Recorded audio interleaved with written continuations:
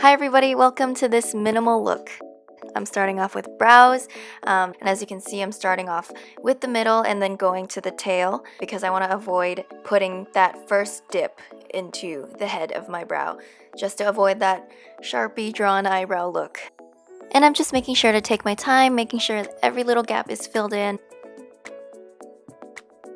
And so at this point, I just use whatever's left on my brush and just fill in the head, and that gives you a really nice light look.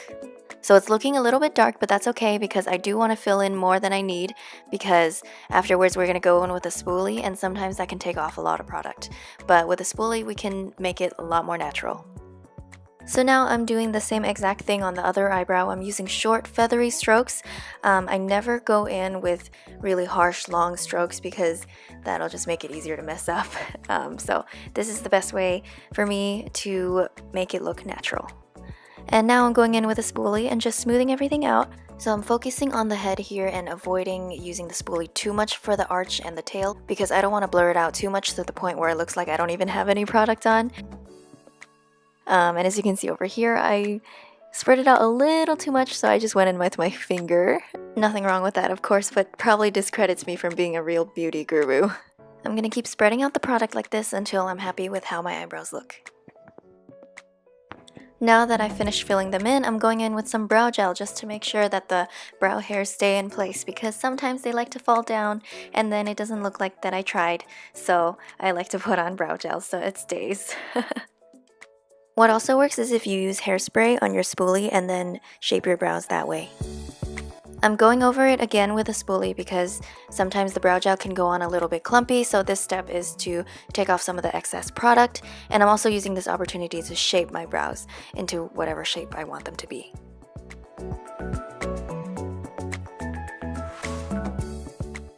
Now this step is actually super optional. It's a little bonus to the video I'm highlighting because I might as well. If I'm gonna go for a natural look, then I kind of want to look kind of like shiny and like dewy, and highlight really helps you achieve that. So I put some in my brow bone and putting some in my inner corner, and it just really brightens up your face, and then when the light hits you, you look very shiny and dewy, which is what I want to go for since I have dry skin, so yeah.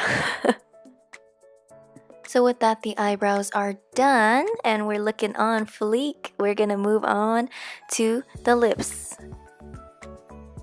Now the first step before I apply any lipstick is to put on chapstick because I want to make sure I'm moisturized. Especially with liquid lipsticks, it can be really drying, and having a layer of chapstick underneath is very, very helpful. I like to put a little bit of lipstick and spread that out. The chapstick really helps with the spreadability and just kind of fix the edges. This gives you a really nice blotted look, if I do say so myself.